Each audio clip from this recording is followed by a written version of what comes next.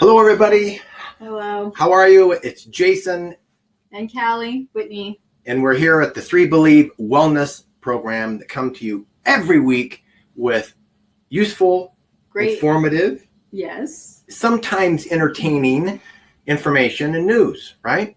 So this morning when we went to the gym, actually after we left the gym, we made a stop and we did a short little video. Now, we've been watching this McDonald's restaurant that had been there forever, right? They tore it down, and then we started thinking, well, what's going to go in its place, right?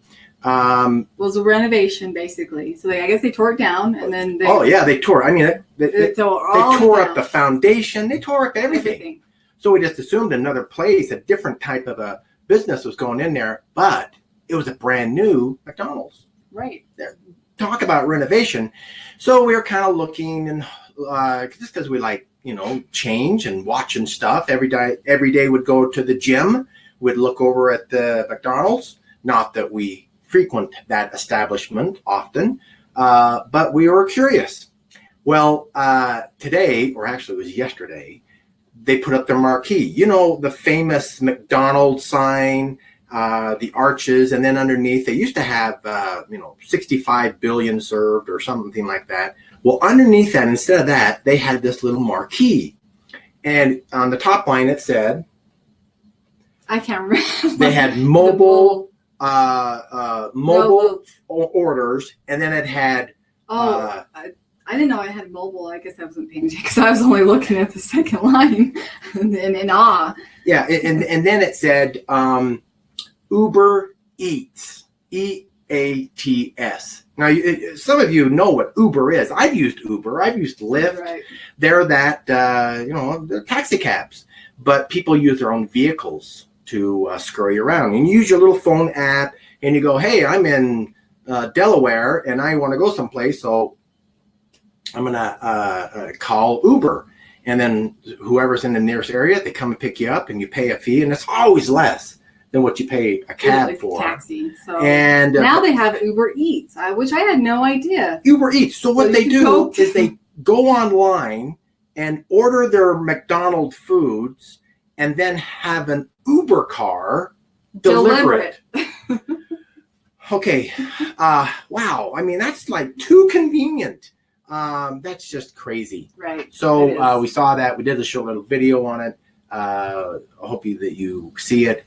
And should we get started? Yeah, let's talk about. We're not going to talk about Uber Eats today. We're not even talking about McDonald's, but we are going to talk about some of the type of foods that McDonald's or fast foods or all establishments will serve, and how do we make sure that it fits in to a healthy wellness program of this thing we call life, right? Right. Let's get started. So welcome. Again, to the 3 Believe Wellness Program. We come out every week and we talk about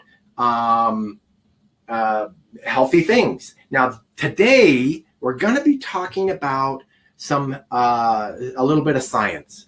We're going to explain and talk about how the 3 Believe fat blocker and the carb inhibitor work. And so, you don't have to take notes. It's not going to be that deep of science. But I'm going to explain it in simple terms. And if you have any questions and you're online, then just type in there. Callie's going to be looking while I'm talking, and I'm going to be looking while she's talking. We're going to read your message, and then we'll address it. So we won't be able to hear you. Just go on and type in the little chat. So off on the box on the right, there's a little box that says chat. And then underneath that, it says type your message. If you type your message there, we'll see it. So do that if you have any questions throughout the program, and then as soon as we see them, we'll try to answer it. So let's talk about, before we get into our inhibitor and our blocker, a little bit about me. I'm a food scientist. I specialize in the treatment of metabolic syndrome and chronic disease because it's so rampant. And we first got our start about 11 years ago working with doctors and clinics for those that wanted to treat their patients with alternative medicine, with no medications, no salaries, all right? And we work with these doctors, and I formulate formulas and foods to be able to help their patients that suffer from diabetes and obesity and heart disease and chronic disease, things like that. So that's what we do, and that's what we've been doing, and why we've been working with doctors, because that's where people that have these issues will sometimes go. But sadly, most people that have these issues never see their doctor. So the numbers of people that are overweight are staggeringly high. 79% of the population in America are overweight. 37% have high cholesterol.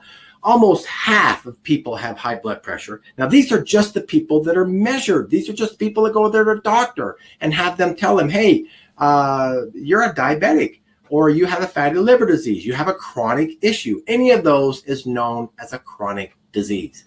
And that's why we work with doctors, but now we work directly with you. So if you think about your family and your friends and your neighbors and anybody that you look at, you will see that a high percentage of people have these issues. So I'm not talking about people in a hospital. When I give you those statistics, I'm talking about your neighbors, your friends, your family members, your coworkers, and maybe you.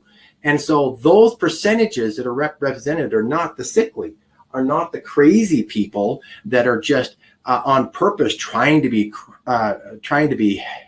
healthy or unhealthy. They're just regular people like you and me. So we go through and we teach about how to be able to balance this unhealthy lifestyle into a healthy one. We call it, if you sum it all up, the FPC ratio. Now, this is the unhealthy ratio, and if you eat this, you're going to get the things that I've talked about. You're going to be overweight. You're going to have chronic issues. You're going to have type 2 diabetes because it's the wrong ratio. It's not the food is wrong as much as it's not the calories that are wrong. It's the balance. It's what we call the FPC ratio, the fat, the proteins, and the carbohydrates. So don't think of food as good or bad or healthy or unhealthy. See it as, is this food functional? Is it helping me heal, or is it helping to shorten my life? And here's a perfect example, is the average American eats 51% of their calories that they get in a day from carbohydrates. It's not saying that carbs are bad. It's just saying that that ratio is going to make you fat. That ratio, 51% of your calories come from carbs, is going to give you high blood pressure. That ratio is going to sit you closer and closer to type 2 diabetes. That ratio is not the right ratio. So alternatively, drop it down to a different ratio. Not zero. Look at it. It's still 12 to 22%. Your proteins, 19 to 27, and your fats, 53 to 75. And so this ratio, the studies are showing more and more every day that this FPC ratio, getting this just right, is more important than exercise is for being healthy. It's not saying that exercise is not valuable, but it's not as important as getting in the proper balance of your FPC. It's more important than supplements. It's not that supplements are worthless. For heaven's sakes, I take supplements. Callie takes supplements. I tell you to take supplements all the time. But if you didn't take any of them, you would still be more healthy if you watched for your FPC than if you ignored it and then took supplements to make up for it. That's how powerful the studies are telling us FPC is. So if you change your FPC ratio, you're going to change your health and your future. So it worked for me. It's worked for tens of thousands of people that I have coached, not directly tens of thousands, but thousands through doctors' clinics. So many people have had the experience that I had. I started out at 280 pounds 11 years ago. And just after 12 weeks of following the same stuff that we talked to you about, balancing out my fat rate, my FPC, I got rid of all my chronic issues. I had over 10. The doctor wanted me to take 6 prescription medications to overcome them. I didn't. I followed this program and I was able to get my health back. Well, on this image, it looks a little strange because the K got dropped down. I don't know what happened there, technology, but that's supposed to say block, not block K, but just block, all one word. So in your head, just move that K back up by the C. So why do we want to inhibit and block macronutrients? Why do we want to inhibit the carbs and block the fats? In our smart foods, you see that we do that all the time. Why? What's the notion of doing that? It's a valid question. It's reasonable to ask why we do that. If we're not a fat-free recommendation program, then why do we block all the fats in our foods? Why do we block most of the carbohydrates or inhibit those carbohydrates in our food? Is it because that carbohydrates are evil? I mean, I saw this picture and I thought, that's perfect. This whole breakfast meal is nothing but carbs. You've got pancakes, carbs. You got syrup, carbs. You got the fruit, carbs. I think, what is that little square thing in the front? Is that a sugar cube? I'm not quite sure what that is. Maybe it's a square pat of butter. But anyway, these pancakes have teeth. Does it mean that carbohydrates are evil? Absolutely not. They're not evil at all. Are they? Can I even say that they're bad? They're not bad either. Don't think of it that way. I want you to block, and well, I'm not talking about this kind of a block, which is an awesome block. I'm not talking about getting blocked on Facebook.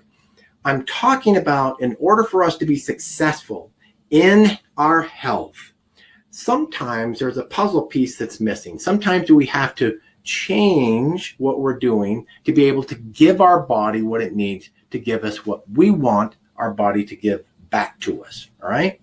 So in our search for health, we hear all the time about, well, there's proteins and there's carbs and there's fats. And there's some that go off on a tangent and say, eat all these kind of fats and avoid all these kind of fats. And eat all these carbs, but don't eat any of these carbs. And avoid those proteins, but gobble up on those these over in this pile. And some will say, don't eat any fat. And some will say, don't eat any carbs or eat tons of carbs. And there's stories all over the place. So is it, when I say balance your proteins, carbs, and fat, or in other words, the FPC, the ratios, I don't mean to balance them equally. That doesn't mean that if you're getting 2,000 calories, I want 33% to come from fat and 33 come from carbs and the rest to come from protein. That's not what I'm saying. That's the wrong approach, according to the clinical studies.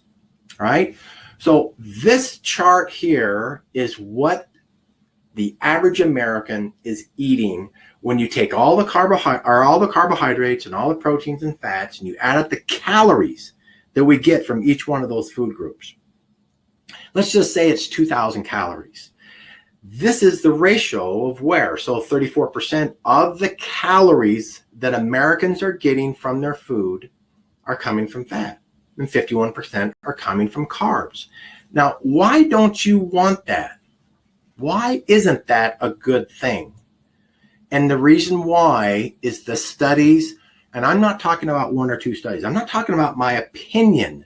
I'm talking about over 20,000 and growing 20,000 clinical studies around the world that have absolutely confirmed that when we eat this balance that's right here, we're going to be overweight eventually. Now, I could eat this balance for a day. I could eat this balance for maybe a week and not really gain any weight. There's going to be some chemical changes going on in my body, but my body can handle it as long as I haven't been eating this for a long term. So what's the good news about this? The good news is that we can go on vacation, all right? And we can go on a cruise, and we can go down. Have you ever been on a cruise? Well, those cruises, the kitchen is open 24 hours a day. You can have pizza all night long. You can have spaghetti. You can have desserts. But when you have that buffet, I remember I went on the first cruise that I ever went. I heard stories that they said you could order as many main courses and as many desserts as you wanted. And I thought, nah, that's crazy. They'd go broke. They couldn't do that. And that's crazy. Who's going to do that? Plus, I'd be embarrassed. So the first meal came by and I lost the nerve. I couldn't do it. So the second meal, I think it was the second meal, I said, hey, can I kind of want that steak and I think I want the fish. Can I have both those? Sure. Didn't even bat an eye. our hostess just served it right up. And then when dessert came, well, they all look good. They come out in a tray, right? And they just let you pick. And I'm picking, well, I'm not going to eat the whole dessert, but I want to bite. So I want to bite of this one. I want to bite of that one. I want to bite of this one. I want to bite of that one. So I ordered like 6 desserts. And then I just shared them with everybody else at the table. It's true. So can you eat like that for a week and have it not impact your health long term? Yes, you can. Your body was made to be able to handle those kind of inconsistencies, but not if you've been eating like that the months before that vacation and the months after that vacation. You're going to be overweight, like this chart is. You're going to have high blood pressure if you continue to eat this ratio. That's what the studies are telling us. It's a chemical absolute in your body. It has no other choice but then to raise your cholesterol levels. It has no choice but then to have an increase in your glucose levels and then also in your insulin levels. It's not that the food is evil. It's, cause and effect. You eat a certain way, you're going to get a certain effect, right? So the idea is if you eat that balance, you're going to get this physical chronic disease. Absolute, undeniable, it's going to happen. Even if you, I'm going to go back here. Even if you exercise, you're still going to, let me give an example. I just watched a podcast from a doctor that was also a marathon runner. That's not even a good, he wasn't a marathon, he was a triathlete, did a lot of these Ironman type things, right? And he got his body fat percentage down to below 6% body fat. Wasn't feeling well and went to the doctor. Guess what the doctor said that he had? Fatty liver disease. He had a fatty liver and his body fat percentage was at 6%. Okay, for you to have a fatty liver, that means that the fat around your liver is over 10%.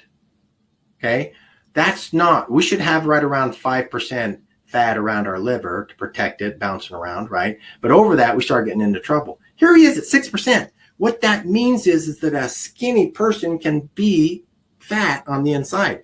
The worst kind of fat is the fat that's surrounding your organs, like your liver, your lungs, your heart, your pancreas, and all the other visceral fat inside, crammed in this little cavity where your organs are supposed to be. It's supposed to have some free space, but if you cram it full of fat, you packed your luggage too tight, all right? And what happens when you fly on a plane and you pack that luggage too tight, too much stuff in there, they're going to charge you extra, right? If you're over 50 pounds, you just got hit with a $100 bill, right? If you pack your body with extra fat, no one's going to give you a $100 bill charge.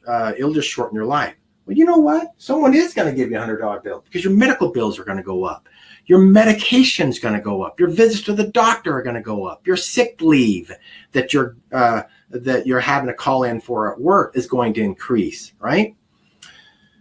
All right, I got off on a tangent there on another subject. What I'm saying is that he was eating, this Ironman athlete was eating more than 51% carbs. He described he was eating closer to 60% of his carbs were coming from, or his calories are coming from carbs.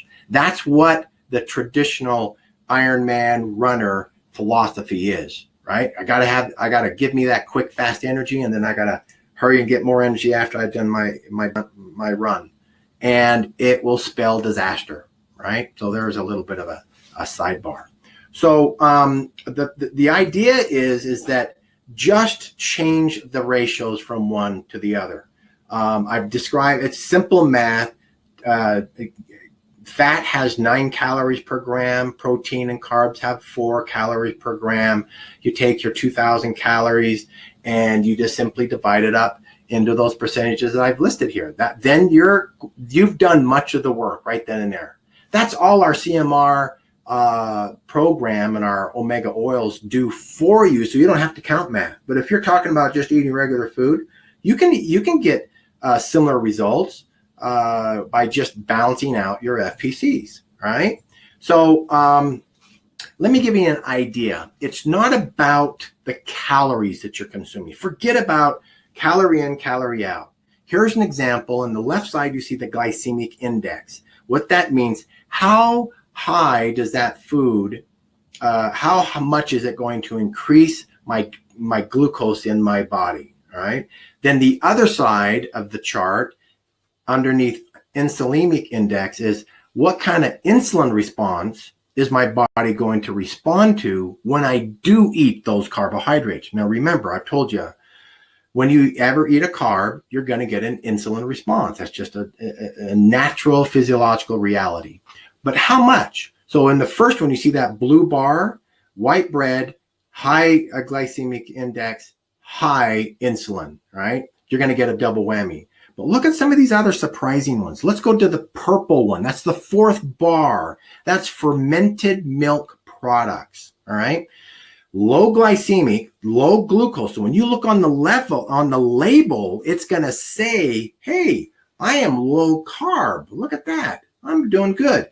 But on the insulin index, it's as high as white bread. Oh, that's not so cool. That's the power. You need to balance out these ratios. If you follow the FPC, it'll balance out, without you even knowing it, your insulin levels as well. Okay? So is this some of the symptoms that you have? Do you crave for sugar? Do you have that sugar, hankering that you just can't get filled? Are you fatigued and tired after your meal? Do you have headaches and aches and pains? Is it really hard for you to lose weight? Just check all those symptoms up at the top. That is an example of insulin resistance. That's an example of having your FPC out of whack. You're too many high carbs, too many high insulin responsive foods, and it's going to make your cells insulin resistant. That just means that your cells are going to say, no, thank you. I've had too much insulin for the day. I'm ignoring your offer. And then you have insulin resistance. Not a good thing. Here's an example of two people eating exactly the same meal. The person on the blue is a lean individual. The person in the red is obese. What's obese? 30 pounds over your ideal weight, which is most people that are overweight are overweight by more. That's not true. More than half of the people that are overweight are also obese. I thought I better correct myself. So fasting levels of insulin. Now, this is insulin levels. Remember, you cannot lose weight if you have high insulin levels. It's just chemically impossible, all right? So the lean person has about 12 units of insulin, where the obese person has about 18. At an hour after eating the meal, the obese person's levels are almost double what it is for a lean person. And it continues to stay high even 3 hours after the next meal. So by the time that obese person eats their next meal, as if they're not snacking in between, right, to increase their insulin even more. But let's say they weren't eating after. In this study, they weren't. Their insulin levels are already higher than a lean person's insulin levels before they go into the next meal.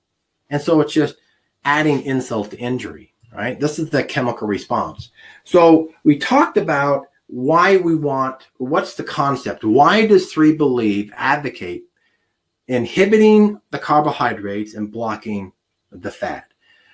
Before I go in to that, let me explain the science of how we do it. Because some people are like, is this magic? Or are you just, well, I like you, Jason, but I don't know if I believe you, all right? Here's the science. Here's going to remove the mystery. So here's the science talk. The 3 Believe fat blocker is a natural, non-reducing trial polysaccharide fibers. Now, these molecules are made of several glucose building block units that are covalently attached end-to-end by the alpha 1 and 4 linkage, molecular linkage, which forms then a truncated cone configuration. What? What that means is that this fat blocker is a natural fat blocker that's a special kind of polysaccharide fiber. And what it does, it kind of forms this cup or this cone where it's hollow in the middle. And what it does is it actually attracts fat to come inside the cone. All right. So the fats, when you have the fat blocker, along with fat in your eating, you're eating in your diet or in that food, it will invite the fat to come inside this special fiber that's like this cup, so it can hold and house the fat. Okay, that's not the cool part, right? I want you to think for a second. On the left side is the fat blocker. On the right side is fat. Now, fat is also called a substrate. Now, memorize that little image, that green image on the right, okay? Because you're going to see it in the next slide, all right? Don't let me lose you here. What is that little green image? It's a substrate. It's also a fat. It could also be a carb, or it could also be a protein. But in this example, it's a fat. Now, fats are broken down by enzyme action. That's that purple guy down at the bottom. And see how there's that little puzzle piece waiting for that substrate to come fit into it? That's called an active site. All right. It really doesn't look like this, right, in your body, but it's a good visual representation so you can get the idea, right? So what happens is that you've got your fat, and then the enzyme, in this case, would be lipase. That lipase is an enzyme designed to break down the fat because your body can't use the fat by itself. It's too big. It's too complex. It needs it in simple pieces, broken down so that the cells can absorb it. And that's what the lipase does, right? So then what will happen is that substrate, or what's it called? In this case, a fat, will connect to the enzyme. They recognize each other. They know each other. You'll never see a fat go over to a carbohydrate enzyme and say, hey, I know that we're not supposed to dance together, but, can we? That doesn't happen, all right? So cats don't play with dogs in your digestive system. Cats play with cats and dogs play with dogs. Sometimes camels play with all kinds of, because they don't have a lot of friends, but that's another story. So you got the picture, right? Now the fat is connected to the enzyme. It's ready to be broken down. Or a carb or a protein, doesn't matter. But in this case, the fat then is broken apart. It's digested. It's broken down by this enzyme. Now you have two different fatty acids. And the fatty acids then it can be broken down even more by other digestive processes, more enzymes that then your body can absorb it and everybody's happy because then we got energy. Yay. Okay. All right. Simple math. Now, in your body and in the foods that you eat, there's this natural thing called a competitive blocker, right? That's what that little purple thing is. And it's going to go and it's going to find an enzyme, all right? And the most popular competitive enzyme is fiber. You didn't even know that you knew the most popular one.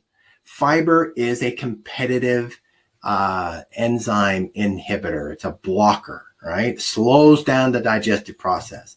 So what it will do is well, I got ahead of myself there. It will go and sit in that seat on the enzyme and prevent the fat from being blocked. Now, the most popular competitive enzyme inhibitors are drugs. Orlistat and Zetia are an example. Xenital is another. I mean, I could go on and on. These are chemicals that are designed to block fats when you take them. Your doctor will give them, say, hey, you're getting too much fat, your cholesterol level's too high, so I want you to take this blocker, okay? And they've been doing that for how long? For like 50 years. This isn't brand new science, right? It's been around for a long time. So I told you at the beginning, this wasn't magic. This is real body chemistry. And in this case, it's drugs. In our case, we did the same exact thing, but we used a special natural fiber, so you don't get the negative side effects of chemicals. Your body doesn't absorb it. You get rid of it when you go to the bathroom. Unlike drugs where your body absorbs it, it's called metabolizing, and then it starts having negative side effects. Well, one reason why you don't get negative side effects with ours is because you actually don't absorb it. All it does is it acts like that little purple piece, and it sits in the spot where the fat is looking to go and sit. It's kind of like going on a bus. You got a ticket for the bus. You're excited to go to your destination, and you go walking down the aisle, and all the seats are full. Someone's sitting in your seat. Well, that means you can't sit down. In this case, the fat cannot go to the enzyme that's going to break it down because our fat blocker is there. And so it can't be digested. It's as if the enzyme is saying, I don't even recognize you. Who are you? I can't break you down if we can't dance together. All right. And so when you're looking at our food, here's an example of one of our muffins, right? We take that little fat blocker, and the purposes work the same for the carbohydrate inhibitor. It's just slightly different science, but the enzyme inhibition is the same. We take that fat blocker and that carb inhibitor, and we put it inside the food. So there are carbs in it, and there are fats in there. You just don't digest them like you would normally. And so we tell people the science is called digestibility corrected. So if you look on the label of each one of our labels, you'll see this little stamp. And this shows that the food has we're correcting the ability of you to digest this food, and the amounts and how you read the labels. Really simple. You'll see 2 labels on all of our foods. You'll see the digestive facts, that's that big one, and then you'll see the nutritional facts. That's the one you see on everybody else's food. Up above it, I've underlined it. Nutrition facts without digestibility corrected. What we're doing is we're telling you this is how many calories you would normally absorb and get if we didn't put our carbohydrate inhibitor and our fat blocker in the food. So we tell you both sides of the story.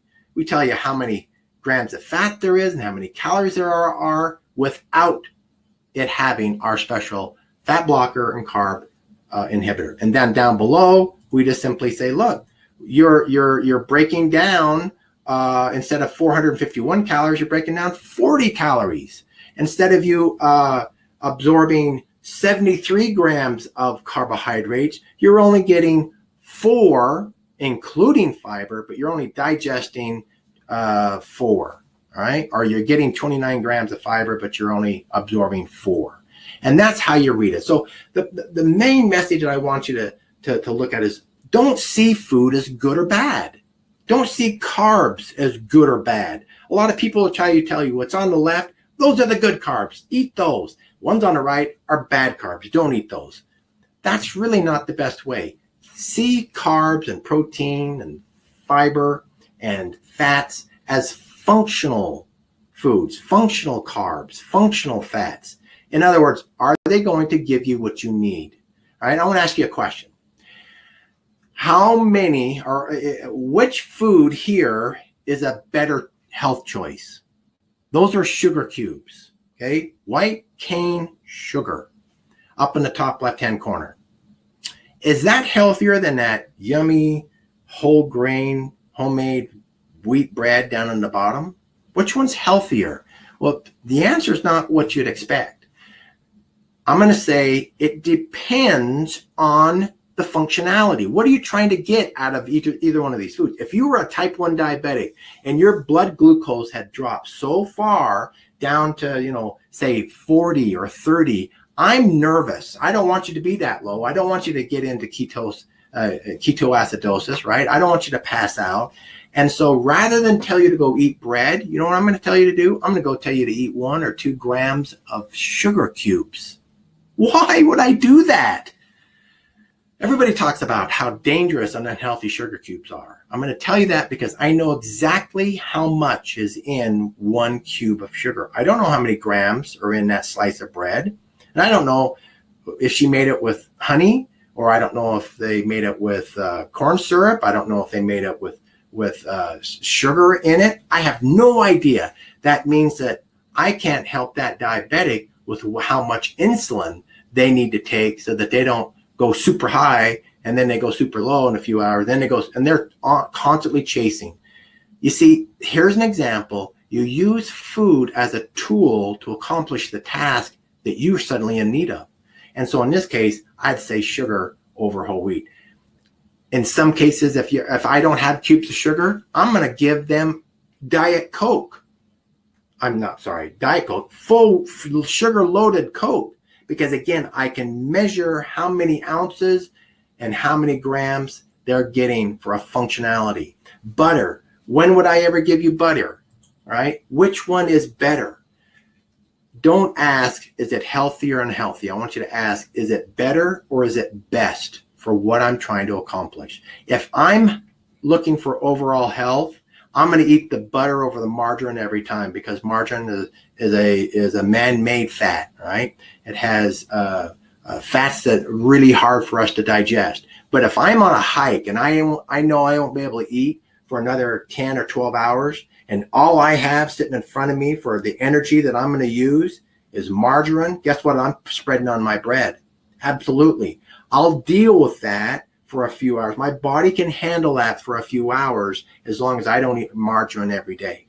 So ask yourself, when you're eating foods, of the foods that are there, which one is better and which one is best, not which one's healthy and which one's unhealthy. Because the fact is, all foods can be in a healthy diet as long as you're following the FPC balance. Just understand that principle. You'll be miles ahead of the health. And Callie, it's all yours. It's all mine. Yeah. I can't talk anymore. I got to drink some water. I'm glad that you went over in depth of the fat blocker and carb inhibitor. It was great information. My pleasure. I think we'll maybe, not have so many questions. I don't know. We'll see.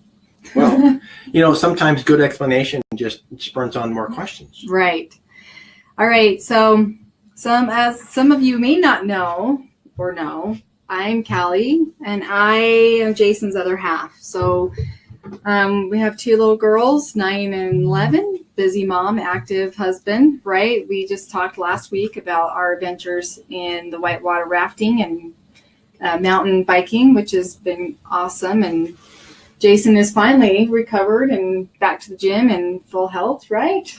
Well, don't make it sound like I have to recover from whitewater rafting and it was the biking. Fall. It was the crash down the mountain that I have to recover from, right? Right. So I have been a wellness coach through Believe for a couple of years now, and it's been great. It's been a great ride, and I'm glad to be a part of it and help Jason. We're doing this together, right? Sharing the knowledge and all the great information that we have to offer.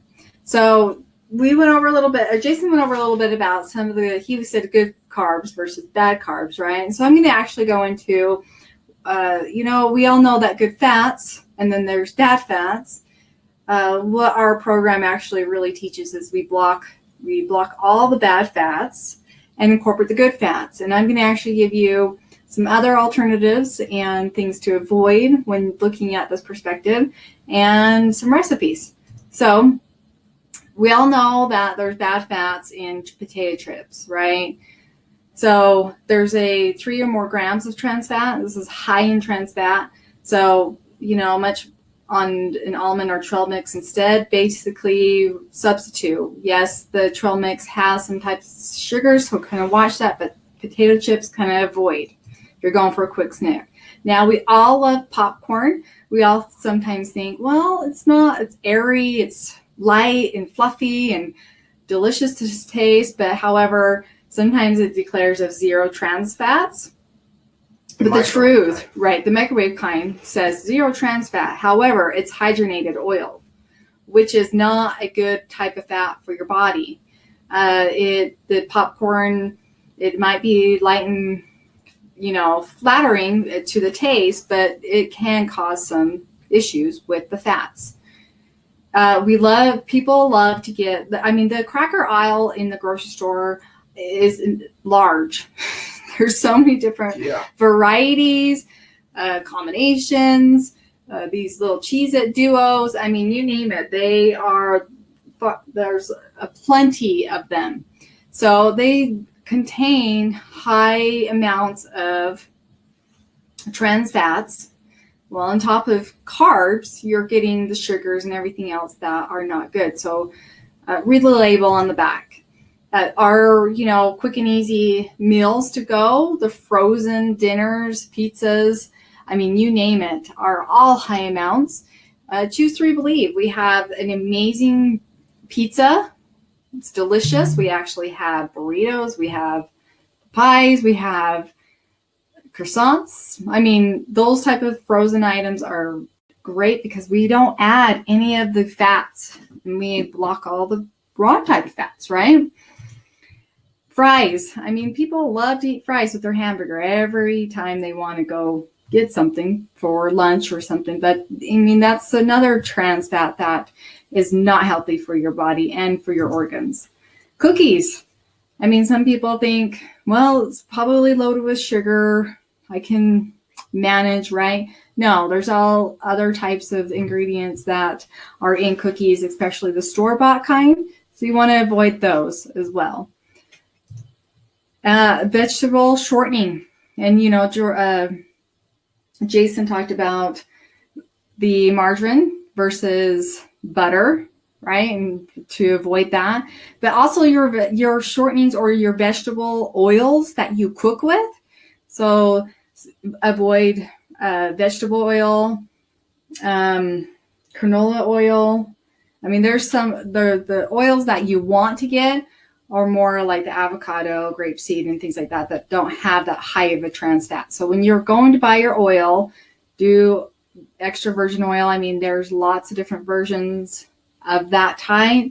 Look on the back of the label. Always read the label when you are shopping for your groceries. So, and I'm actually going to go into the different types of good fats, right? What we all want, what our body requires, what it requires to have energy, right? Avocados are probably the number one, rich in the monosaturated fats, right? Also high in omegas, especially omega-6 and protein. Second is butter.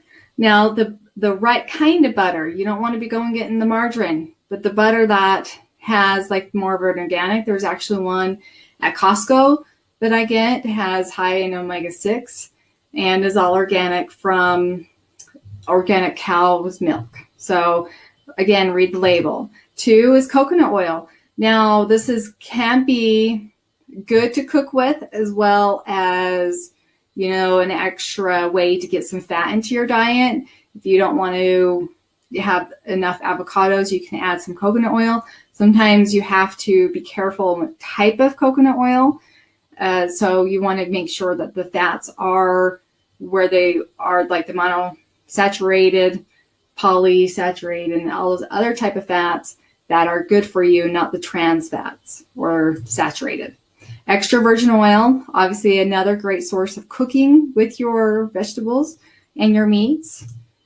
Omega-3s. Now we talk about omega-3s a lot because our omega oil 3 Believe has more concentration of omega-3s than 6 and 9s.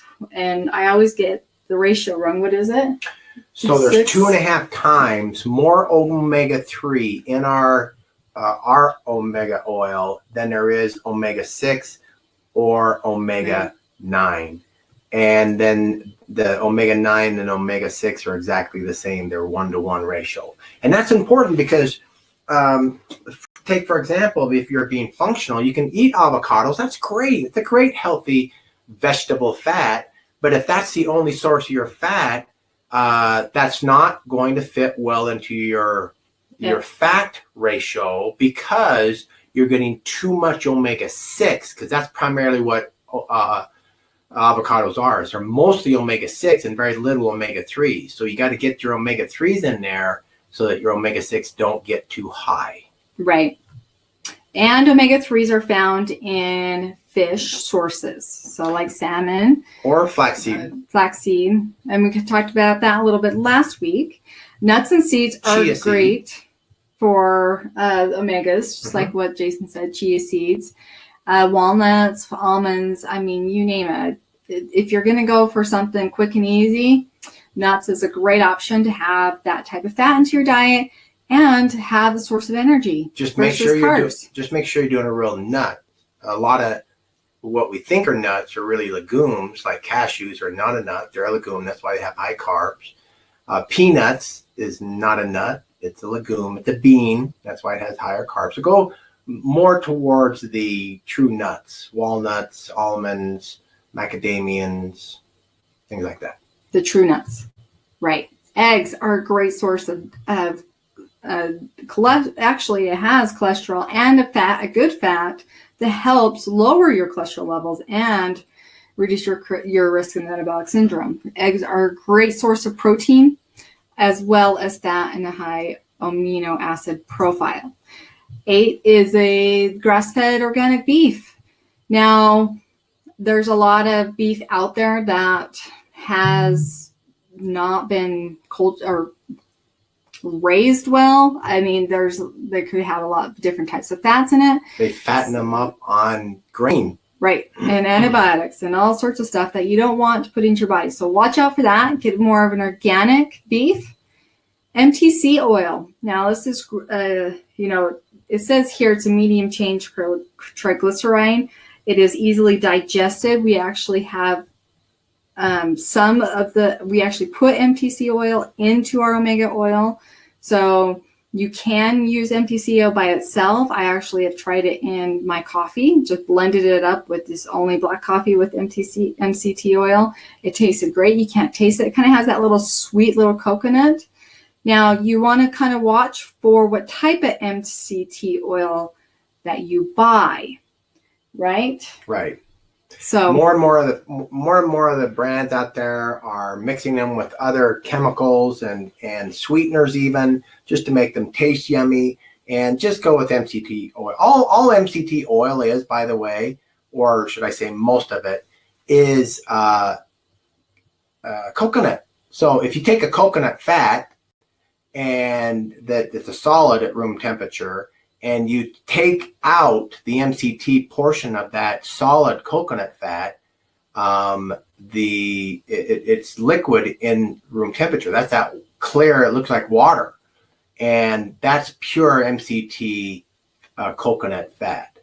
And that's great for cooking with. It's great for supplementing, but just be careful. Don't get all your fat from that, because again, it's higher in omega-6 than it is omega-3, and you don't want to throw your ratios out, because omega-6, one reason, by the way, is if you get too much omega-6, you're going to increase your inflammation. And if you have any issues of arthritis, that's one reason why your joints are getting a little tighter, a little sore, a little swelling, is you're getting too much omega-6. So rearrange your fat diet and get more omega-3s. Awesome. Full fat dairy. We actually make our own personal dairy our own yogurt at home. How come? Because we know what's going into the yogurt. So Jason makes it. I have actually never made it because he tries the different combinations. I taught the girls how to make it. Yes. And so he actually has a higher fat. So we can add and we add protein and I add sugar. our omega oil to it, and it has 0 sugars in it. Right. That's why we don't get the yogurt in the store, because there's even the ones that don't have added sugar, they use milk, and milk has lactate or sugars from the milk, and it's too high. So we use straight cream, and sometimes we'll use a little bit of almond milk or coconut milk. Right. And it's yummy. It is yummy. And yeah, our daughters love it. They crave it every time they come, and it's delicious. So it's an interesting point. Sometimes the girls, when they're making a lunch, when they're off track, They go to a kids camp. And they have to bring their own lunch. Anyway, they don't want a sandwich. They don't want a shake. So they want the yogurt. So I take that yogurt, add a little bit more protein to it, and I'll throw in a couple of nuts. And now nutritionally, it matches the FPC balance. They're getting their proteins the right ratio, their fats, their carbs at the right ratio, and it's nutritionally a meal. I'll add 1 scoop of our CMR powder right into the yogurt and mix it all in. They love it. Right. And so I'm sure other people are looking at them going, those irresponsible parents are letting their kids eat yogurt for lunch. We know better, right? They have no idea. Exactly. Dark chocolate's another high fat enriching. Now you got to be careful with the sugars, at least 7% cocoa or higher. 85% is actually better for you. So if dark chocolate's, it's bitter and sweet to the taste, but it's a great little treat. So Jason actually went into detail a lot about the FPC ratio, the good and the bad, and I just talked a little bit about the good fats, the bad fats that we can, that avoid those bad fats, adding the good fats into our diet, getting this balanced ratio here. So I actually pulled a nutritional facts from the Five Guys. Five Guys. I love hamburgers. Five Guys. Now, I went and found this. They have a little hamburger, which is a 1-patty hamburger, right? And a lot of people are like, well, I have these 3B Plus capsules. How do I use them? So I actually wanted to incorporate a little bit of this into the presentation because how to measure and get the right FPC ratio, right? So on the left, you'll see the caloric amount, the total fat, total carbohydrate, and total protein before you actually take the capsules of the 3B Plus. Now, with the total fat of 37 grams, total carbohydrates 49 grams, and protein at 23 grams, right? So to do a little bit of math and to help you understand a little bit more about the 3B capsules is you take 2 capsules, you block 80% of the carbohydrates, and it will block 10% or 10 total grams of fat. For 2 capsules. For 2 capsules, okay?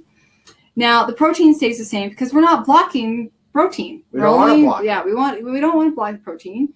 It helps your body to build muscle and maintain that muscle as well, and other good benefits.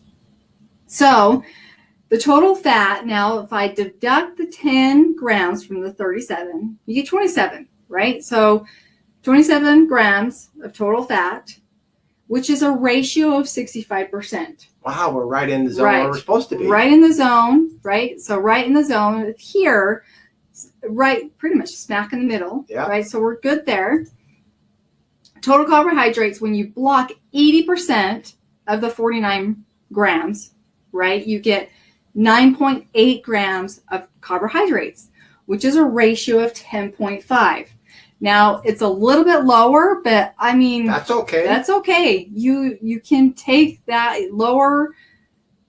Is always probably sometimes better than staying on the higher end, because sometimes throughout the day you might actually end up on the higher end. So this will counteract that meal that you previously had. So then the total protein obviously stays the same, right? 23 grams with a ratio of 24.5%. So we're right in the protein range as well. Sweet. So this is just an example of taking our 3B capsules and incorporate it into your, when you're eating out. When you're eating out, you can, we always sometimes say, have your cake and eat it too, with the tools that we provide. And I wanted to give you an example of a tool that we provide through 3 Believe and break it down for the fat ratio. And what a lot of people will do is they'll think, well, I'm going to go have a hamburger, and it's got a lot of fat in it, so I want to take, let's see, I'm going to do the math, I want to block all the fat. Well, you don't have to block all of it. Just get it, and then the ratio. Here's a perfect example that Callie showed us, that just taking 2 capsules, you save money because you don't have to eat, 10 capsules. And you only take 2, and you get your fat in the right ratio and your carbs in the right ratio, and life is good. Awesome. So that's just an example of, having the 3B Plus capsules. They're great tools. I always have a bottle in the car, in both cars, and in my purse. At work, they're kind of everywhere, just because you never know. You never know. I wonder if we could send a bottle to our favorite restaurants and just ask them to keep them just in case we forget to bring ours. Right. That would be a good idea, right?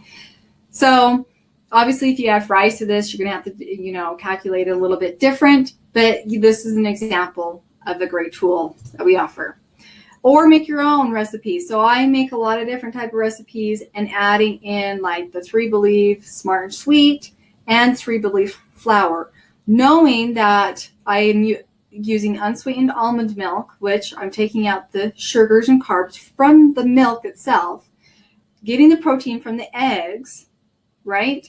And not having any sugar and not having any carbs from the flour. So these are great examples of taking your great recipes that you make at home on a consistently basis. And then if you want to increase your protein, you can add the peptide to that, bring it up like we do with our girls. So you have the ability to change the ratios of almost any food you want. Yes, and using the tools that 3 Believe provides. And another thing that I actually made, and everyone is if anybody loves pound cake or the spongy dense cake, this is the cake to have to fit into your ratios, right? So a lot of the hot milk cakes require 1 cup of actual vitamin D or heavy, like the vitamin D milk, or 2%, which is high in carbs and sugars, right? So you want to avoid that. I actually tried it with unsweetened vanilla almond milk. It tastes delicious, and obviously added the all-natural sweetener and all-purpose flour. And it's a great little treat for when you want to have your cake and eat it too, and staying within the ratios of the FPC. So I hope you guys enjoyed the presentation. Jason did great on explaining the fat blocker and the carb inhibitor in our meal, and all of our foods, including the CMR shake. It's been great information. I hope you guys all enjoyed it. Until next time, right? And so in the meantime, until next week, mind your FPCs. Right. That's kind of like mind your P's and Q's. Yeah, that's a good one. Yeah. All right. Take care. See ya. Later.